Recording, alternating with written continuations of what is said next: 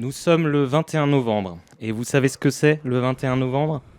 Eh bien c'est aujourd'hui, je viens de le dire. La réponse était littéralement dans ma première phrase. Alors que vous soyez en train de faire la sieste pendant vos obligations scolaires ou professionnelles, personnellement je m'en moque comme de l'an 40. Mais que vous ayez l'audace de rêvasser pendant mes chroniques d'utilité publique, c'est un manquement à l'ordre que je ne puis tolérer d'aucune circonstance, de quelque sorte que ce soit, à nul égard. J'ai pas de bureau personnel à Radio Campus Paris, mais si j'en avais un, croyez-moi que vous y serez seriez convoqué. Avec vos parents. Bon, ensuite, c'est quoi d'autre le 21 novembre ? Je vous écoute. Il s'agit du 325e jour de l'année et si on se base sur le calendrier géorgien, bien entendu. Et entendu, c'est pas ça du tout. C'est la journée mondiale de la télévision proclamée par l'ONU en 1996. Je prends le temps de le répéter lentement, comme si on avait tout le temps du monde devant nous, pour que vous le preniez soigneusement en note sur un cahier. Et qu'est-ce que je constate ? Que vous ne le prenez pas soigneusement en note sur un cahier, alors que comme si on avait tout le temps du monde, je prends le temps de le répéter lentement. Je suis dévasté. Analyse contextuelle des implications culturelles et sociales du petit écran en tant que phénomène médiatique. Ça, c'est ce que j'aurais dit si j'avais eu envie de me faire chier la bite à trouver un titre un peu classe pour cette chronique. Mais en vrai, ma connaissance de la téloche, moi, elle se résume à The Voice, les coachs, les talents, les grosses battles, la Starac, le public, les académiciens, Jennifer, le parrain, les nominés, le château. Elle claque mon imitation de Nikos, hein. Non, c'est nul. On dirait Dumbledore.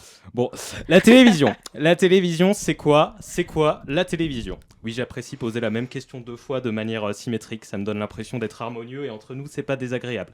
La télévision, c'est ces grands reportages poignants proposant une immersion sans concession dans le quotidien injustement méconnu des commissaires-priseurs. C'est ces publicités qui commencent par Dreams are my reality, alors que c'est pour nous vendre une équerre en plastique. C'est ces téléfilms de Noël qui sont diffusés alors que t'as le temps de faire 3 fois le tour de l'Europe en trottinette avant que ce soit Noël. C'est ces publicités avec des beaux gosses bruns bien bâtis qui se rasent méticuleusement de près en arborant un grand sourire béat comme si rien n'égalait le plaisir intense de se tailler la barbiche quand on se téma dans la glace.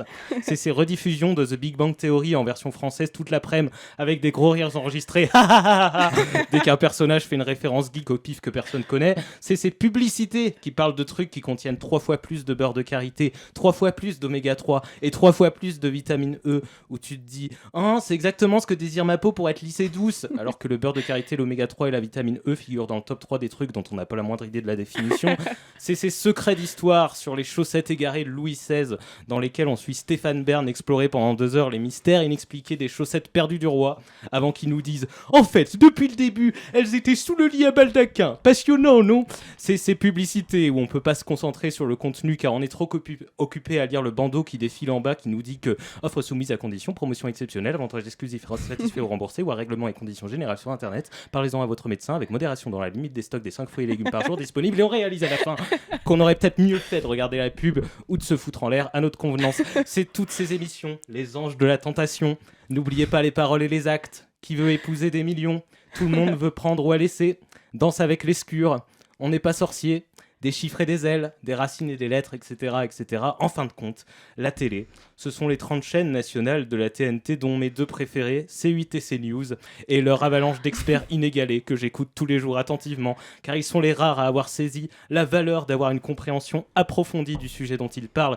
Je profite de cette tribune qui m'est offerte pour remercier du fond du cœur certains d'entre eux pour leur impact sur la qualité des programmes. Je pense notamment à Cyril Hanouna, Eric Nolot, Christine Kelly ou encore Pascal Praud.